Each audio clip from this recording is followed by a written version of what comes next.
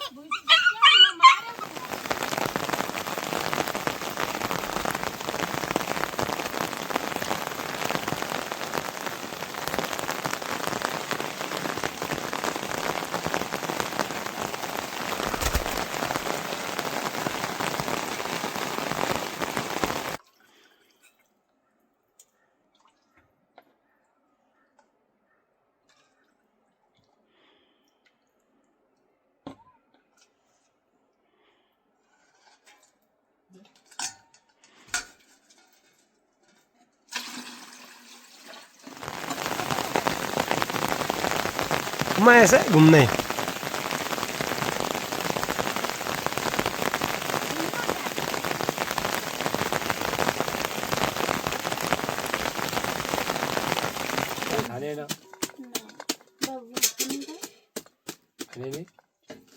हामीले केही नखाने कति भाइ हुनुहुन्छ एउटा छोरा एउटा छोरी मैले त्यहाँ अटाउँदैन भनेको नानीको नाम के हो ऊ त्यो पढाइमा लगाएको म घरतिरैबाट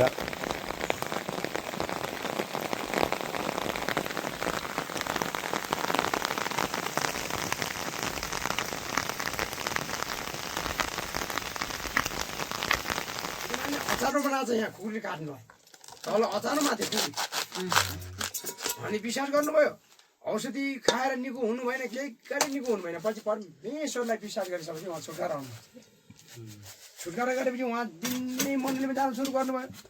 त्यो मण्डली गइसकेपछि उहाँले चाहिँ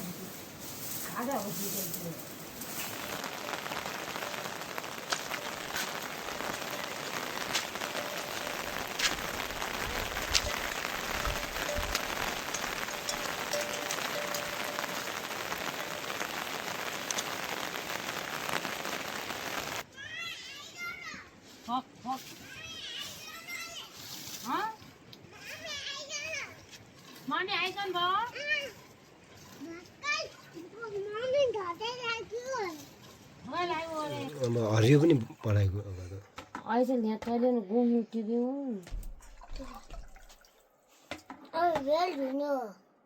फेरि धोइ लाउँछु होला फेरि धुनु अन्त दुध ल्याइदियो फेरि धुनु कति थियो होला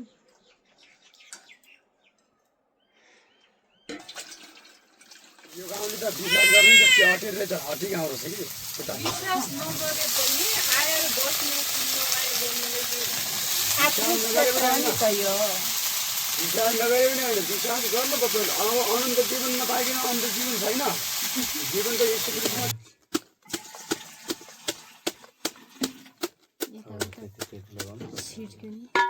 हजुरको नाम हिमा भन्नुभयो हिमा रिमा रिमा रिमा परमेश्वर चाहनुहुन्छ फर्केको चाहनुहुन्छ क्या परमेश्वर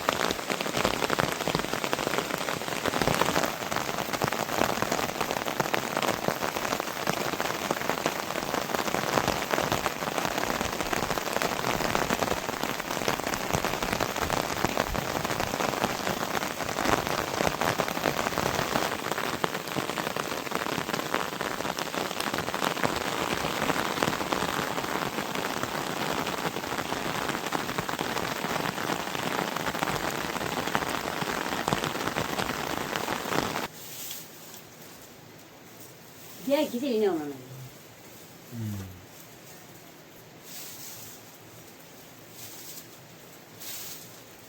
खाली गाडी आफूले गइदिएको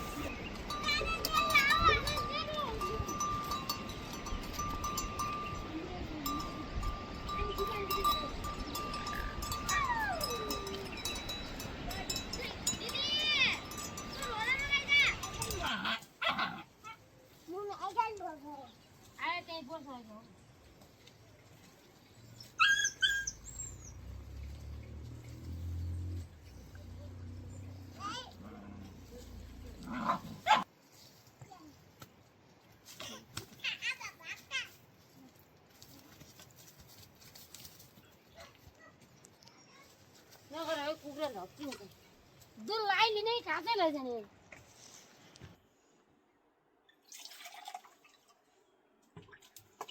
छाता क्या गऱ्यौँ हामी जा छाडो हुन्छ हामी त्यही दिन छानिकन खान्छौँ दुध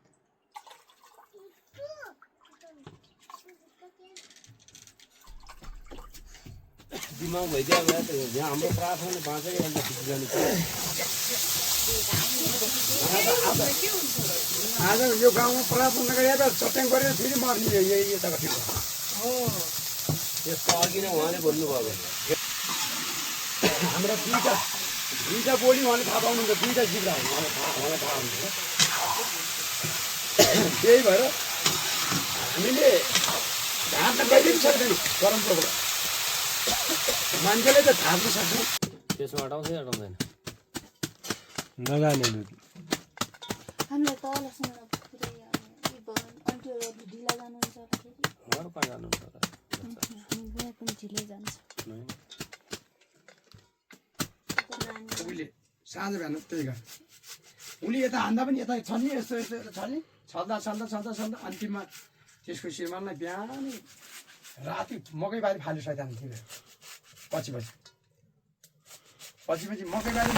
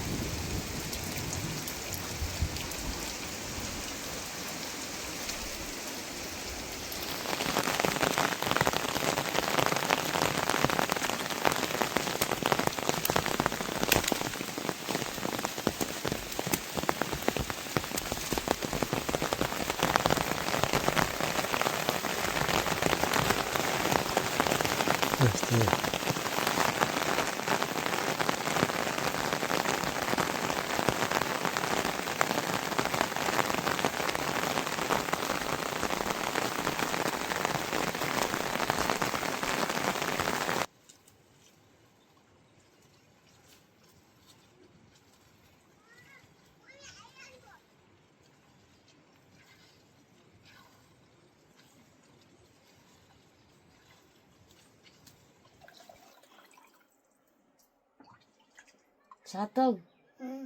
मामी आइगयो पुरै ल्यायो भने त मामी कहाँ छ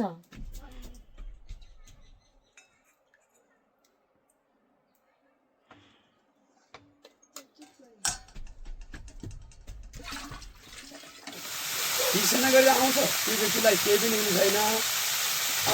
घरमा गएर परमेश्वरलाई विरोध गर्छ राति त भने सुन्नुहुन्छ माथि त देखिराख्नु हुन्छ तँलाई त छक्राएर आएँ पास्टर भनेर भन्यो भने त अनि माथिबाट हेरिराख्नु मान्छ मलाई त त्यहाँबाट त हामी त घर परिवारले मानिरहेको छैन नै म त तपाईँ घरदेखि त अलग हुन्छ होला त नै श्रीमान कठोर भएको लाग्यो नै प्रार्थना गर्ने भने कठोरको कुरा टोरिन्छ क्या पछि त्यो हो आफू बलियो हुने उसले हेर्कोस् कि जेसुकै गरोस् एकजना त्यो म छक्कै परेँ